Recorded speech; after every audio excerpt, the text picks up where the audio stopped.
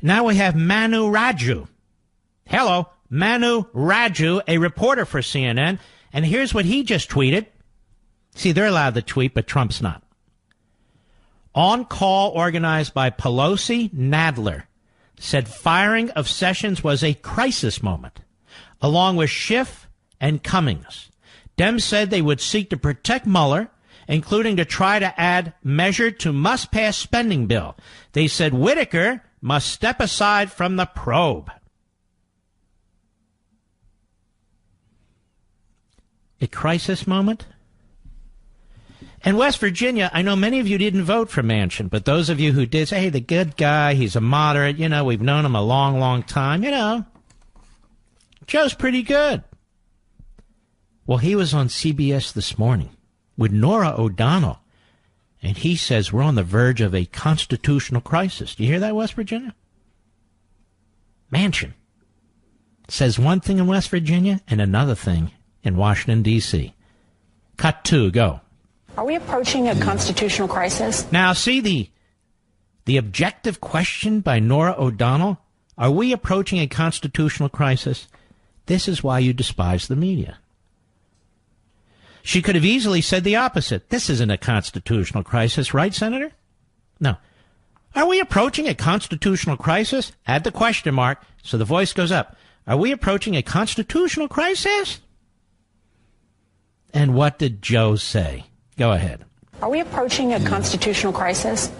I think we're on the verge of that. Here's where I think we are. First of all, Jeff Sessions is a good person. I've known Jeff. It's not a matter of a good person.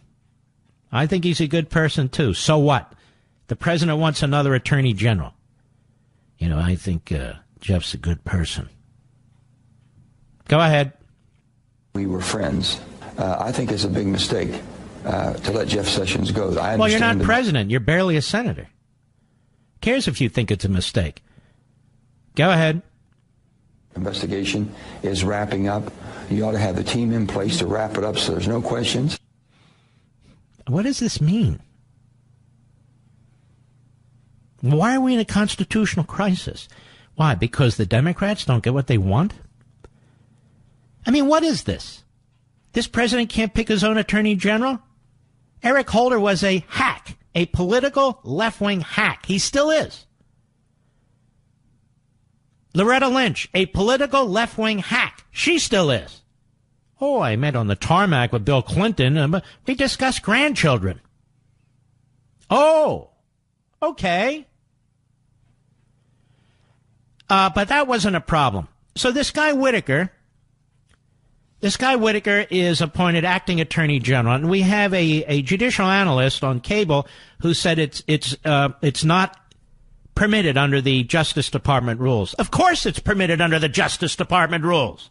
We've had acting attorneys general before who weren't in the line of succession. I know, I was there. And go back and read the regulation.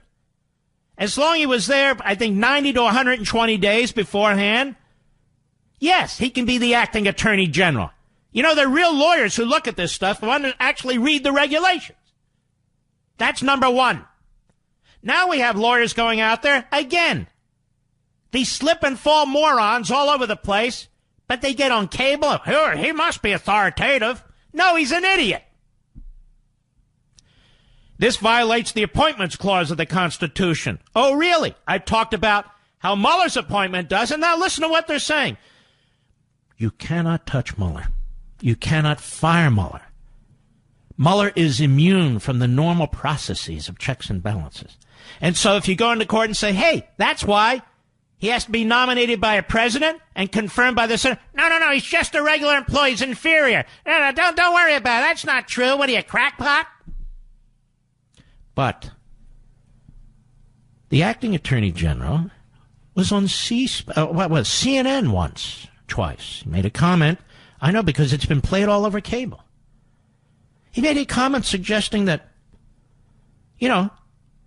perhaps what an attorney general might do is not really get rid of Mueller, but cut his budget. He wasn't even saying it should happen. He was speculating. Hey, he must disqualify himself. That guy, he's no good.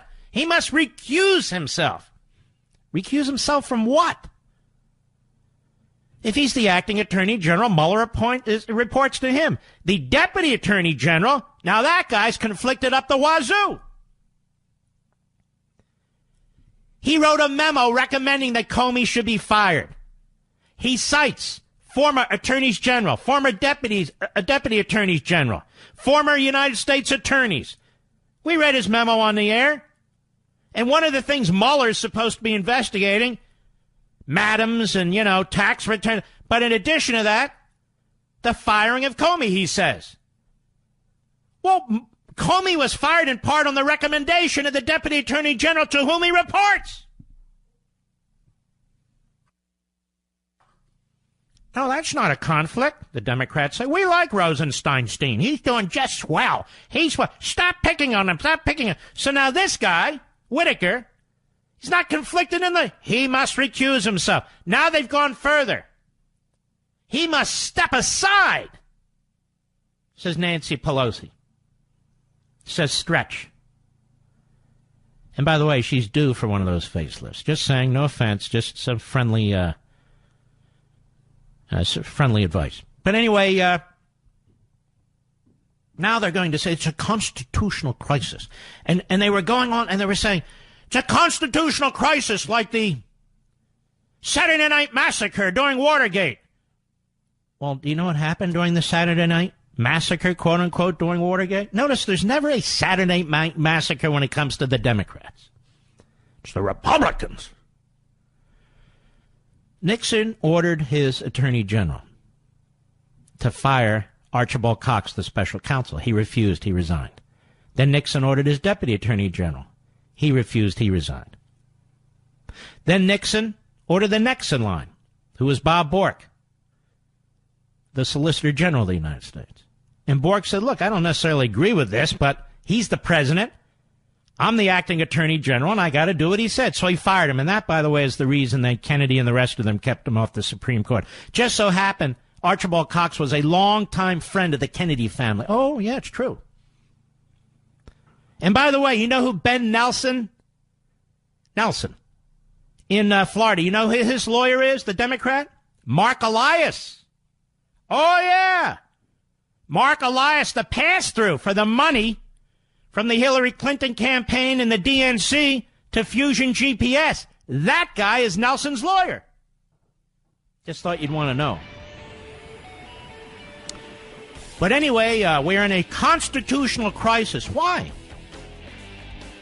Trump hasn't ordered anyone to be fired in the Mueller probe. He hasn't cut one penny from the Mueller probe. He has nothing to do with the Mueller probe.